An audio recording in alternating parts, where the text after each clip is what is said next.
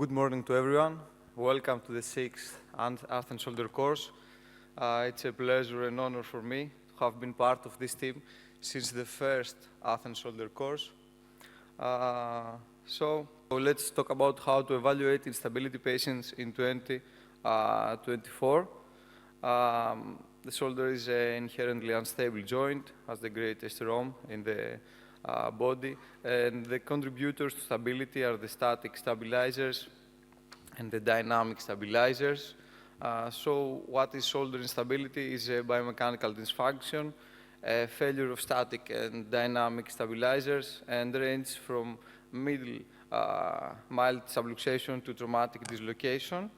And we define as dislocation the complete loss of glenohumeral articulation, as subluxation the partial loss with symptoms, and as laxity the incomplete loss unassociated with pain.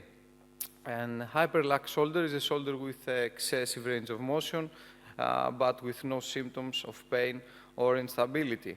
Here is the Stanmore classification.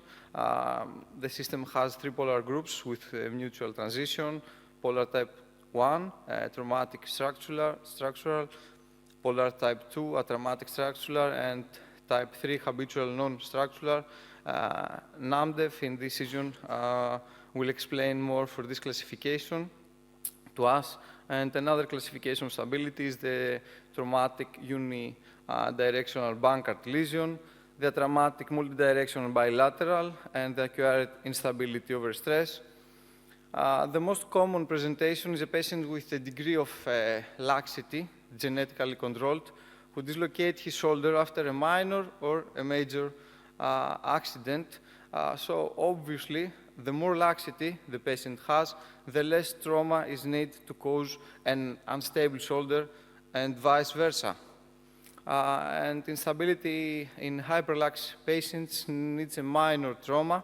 Often the examination reveals more direction of instability, and there is a confusion in terminology with multidirectional instability, hyperlaxity, and unstable painful shoulder.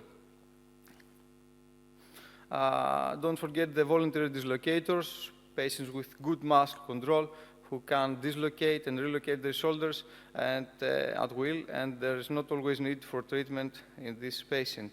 So the instability diagnostic algorithm, first of all, of course, the history of the patient is the first dislocator, or the patient have recurrent dislocation. It's very important the time and the mechanism of the dislocation, the number of the dislocation, if it's painful, the positions that he avoid, and of course the activity level in the sports participation, the physical examination.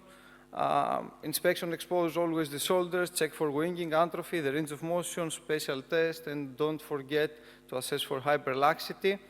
The imaging, X-rays, anteroposterior, and auxiliary is mandatory. Also, computer tomography, MRA, and MRA when we're looking for small lesions.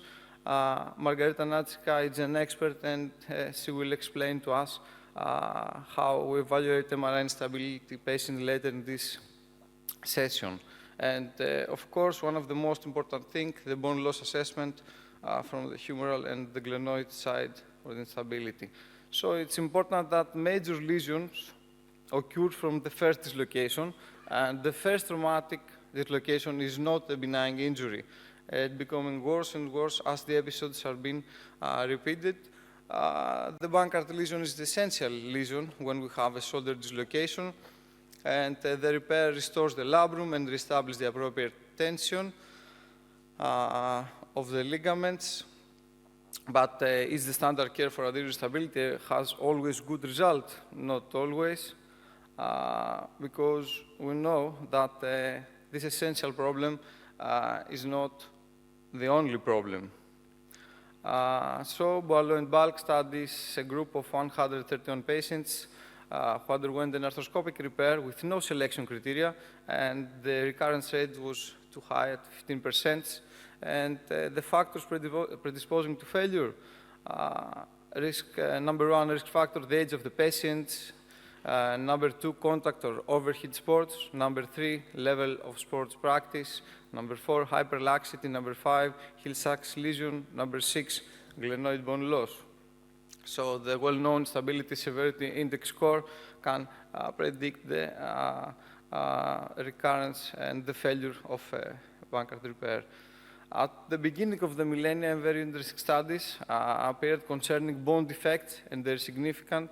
And we see that the patients with significant bone defects have recurrence rate up to 67%.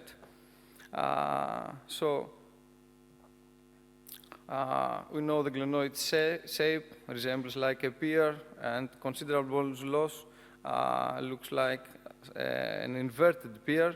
And we know that isolated glenoid defects are found in 22% of patients with the first time of anterior dislocation, and in up to 73% of subjects with chronic instability.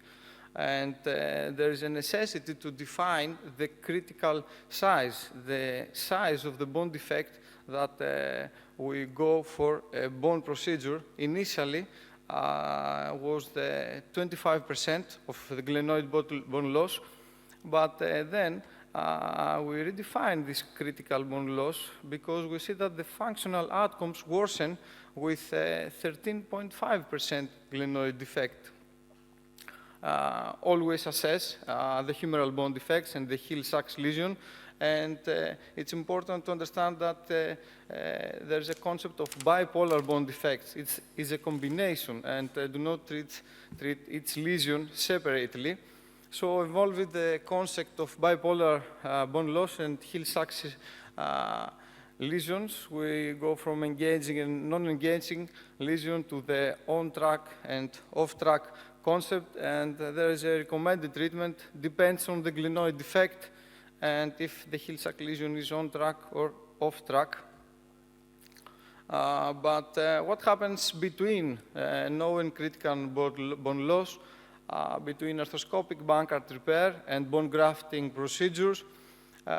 Treating instability patient in 2024, we can augment our Bankart repair using remplissage when we have a Hill-Sachs, or when we want to reduce the volume of the posterior capsule, or we can augment our Bankart repair with arthroscopic subscapularis augmentation or dynamic anterior stabilization when we have an anterior soft tissue wall deficiency.